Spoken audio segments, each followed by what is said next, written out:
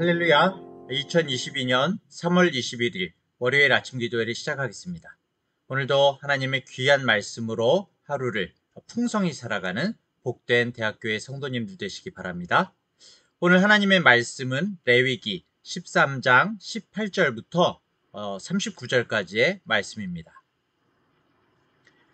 피부에 종기가 생겼다가 나았고 그 종처에 흰 점이 돋거나 희고 불그스름한 색점이 생겼으면 제사장에게 보일 것이요 그는 진찰하여 피부보다 얕고 그 털이 희면 그를 부정하다 할지니 이는 종기로 된 나병의 환부임이니라.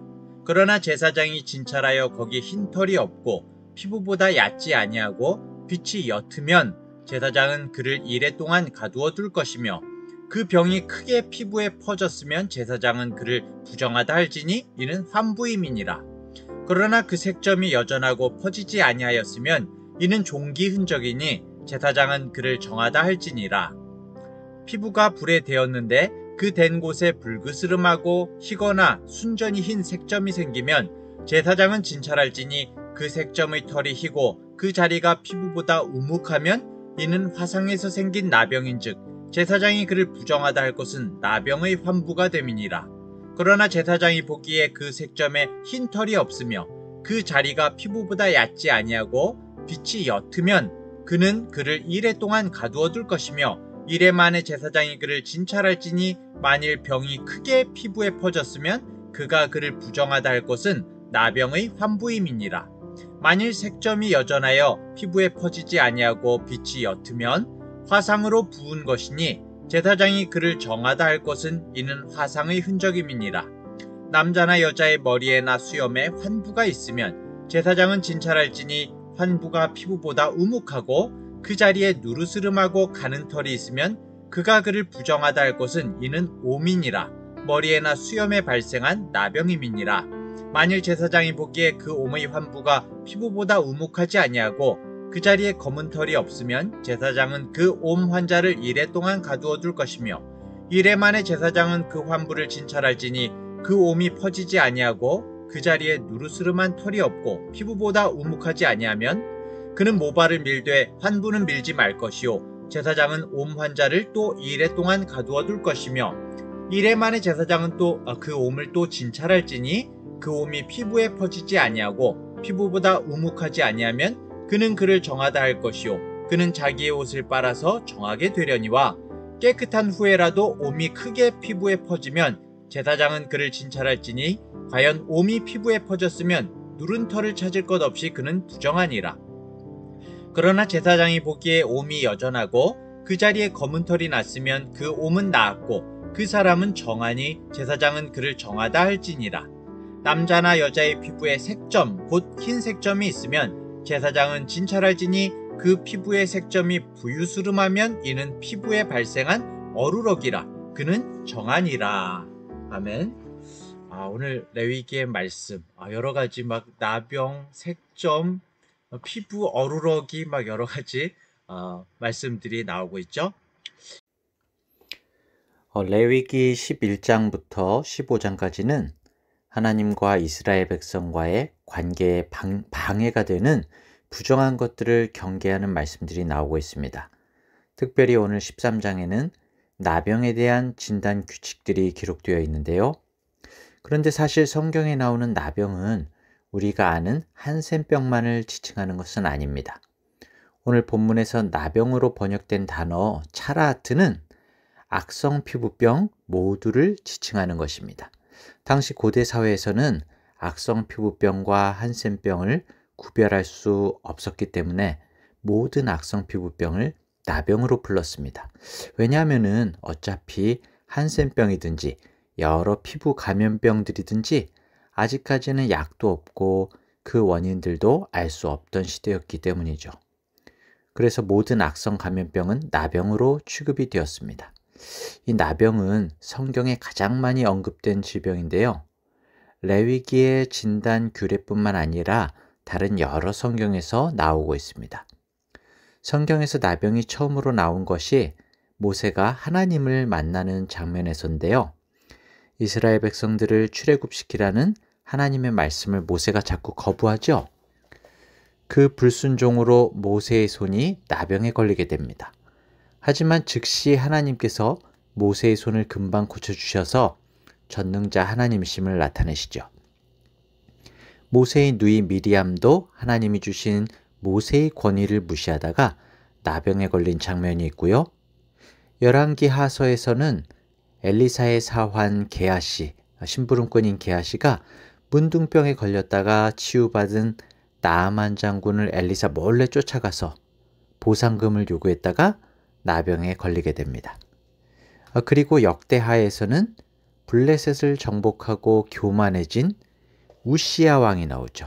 우시야 왕이 여호와의 성전에 들어가서 제사장만 분향할 수가 있는데 자기가 제사장처럼 분향하다가 나병에 걸리게 됩니다.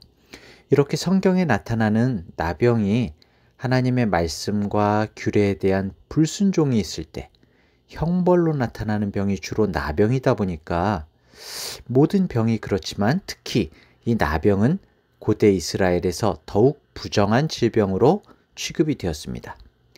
나병으로 제사장이 진단을 내리는 경우에 그 환자는 부정한 자로 낙인 찍혀서 진영 밖으로 나가서 살거나 아니면 격리되어서 감금되어서 살아야 했습니다. 이게 의학적 감염을 막기 위한 조치이기도 했지만 그보다 근본적인 이유는 이스라엘 공동체에 종교적인 부정이 확산되는 것을 차단하기 위함이었죠. 거룩한 예배에 부정한 자가 참여할 수는 없었기 때문입니다. 하물며 부정한 자가 거룩한 자들과 접촉하여서 부정을 확산시키는 것은 더욱더 용납될 수가 없었습니다. 그러다 보니까 사랑하는 가족이나 그리고 공동체로부터 인격적으로 단절되어야 하는 이 고통은 이스라엘 공동체의 정결을 위해서 무시되어야만 했던 것이죠. 그럼에도 이 거룩함과 정결을 다루는 레위기에서 이 악성 피부병을 왜 이렇게 자세하게 다루었을까요? 이 성경의 나병이 가지는 특성은 몇 가지 있는데요. 전염이 되고요. 한번 걸리면 치명적이라는 것, 그리고 자기와 공동체를 위태롭게 한다는 특징을 가지고 있는데요. 이것이 우리를 파괴하는 죄의 속성과 너무나 흡사하다는 것입니다. 물론 모든 질병이 죄의 결과는 아니지만 이 모든 질병이 죄의 광범위한 영향력 아래에서 발생하고 특별히 이 나병은 전염성, 침투성, 분리성, 파괴성 같은 모습이 인간의 죄의 속성과 너무나 흡사한 것이죠. 이것을 우리 자신에 비추어서 생각해 봅시다. 율법적으로 볼 때에 나병에 걸린 사람은 부정한 사람이죠. 부정한 사람은 거룩한 공동체에 들어오지 못하는 사람입니다. 그리고 거룩하신 하나님 앞에 절대로 나아갈 수 없는 사람이죠. 그런데 이것이 누구입니까? 그냥 고대 이스라엘의 악성 피부병에 걸린 사람에게만 적용되는 말씀일까요? 사실은 우리 자신도 죄의 악성 전염병에 걸려있던 사람들이었습니다. 우리 자신이 부정한 사람이었고 거룩한 공동체에 들어오지 못하는 사람이었고 하나님 앞에 절대로 나아갈 수 없는 사람이었습니다. 본래 우리 모두는 죄악으로 인해서 하나님으로부터 분리되어서 영원히 멸망받을 수밖에 없는 죄인들이었던 거죠. 그러고 보니까 율법으로는 우리가 바로 나병 걸린 자와 같은 존재였던 겁니다. 레위기의 이 정결 규례는 나병 자체가 아니라 하나님 앞에서의 단절된 죄인인 우리의 모습, 정결함으로 거룩함에 이르지 못하는 우리의 모습과 현실을 보여주고 있는 것이죠. 그리고 이 정결함을 통한 거룩함에 이를 수 있는 길, 하나님 안에서의 거룩한 공동체로 나아갈 수 있는 길, 거룩하신 하나님을 만날 수 있는 길이 오직 빛 되신 예수 그리스도이심을 계속적으로 드러내고 비추고 있는 것이 바로 레위기의 말씀인 것입니다. 특별히 오늘 본문에서의 이 특징적인 말씀은 이 악성 피부병이 종기와 화상, 오미나 피부의 색점 등을 통해서 발생하는 경우가 많다는 겁니다. 마치 죄에 이르는 여러 상황과 계기를 통해서 이 죄가 발생하는 것과 같은 것이죠. 우리가 종기나 화상, 오미나 색점 같은 여러 상황과 유혹과 욕심의 계기, 죄를 일으키는 계기가 있습니다. 사건이 있습니다. 대부분이 우리의 마음을 좀먹는 유혹이나 시험들인 경우가 많은데요. 이 유혹들을 조심하고 영적인 나병에 걸리지 않도록 우리 자신을 계속해서 점검해야 하는 것이죠. 이 레위기서에서 색점이 생긴다든지 털이 휘어진다든지 우묵해진다든지 이런 여러 현상을 보고 진찰을 받아야 했던 것처럼 우리의 마음 상태가 정상이 아닐 때나 생활 형태가 정상이 아닐 때 어떤 사건, 사고가 있은 직후에는 더욱더 특별히 우리의 상태를, 마음의 상태를 점검해야 하는 것입니다. 이 상태를 본문에서 제사장에게 진단을 받았죠? 이렇게 제사장에게 진단을 받아야 했던 것처럼 우리는 누구에게 진단을 받아야 할까요? 우리는 하나님 앞에서 기도와 말씀으로 성령의 음성에 귀 기울이면서 자신을 돌아보고 점검하는 시간이 필요한 것입니다. 그리고 성경적 관점에서 진단을 받게 되면은 말씀을 통해서, 기도를 통해서, 또 믿음의 사람들의 권면을 통해서 성령의 음성이 있다면은 그것을 그대로 인정하고 그 말씀을 따라야 하는 것이죠. 사랑하는 대학교의 성도 여러분, 나병에 걸린 자와 같은 나를 고치시고 구원해 주신 주님께 오늘도 감사와 기쁨의 삶을 사시기 바랍니다.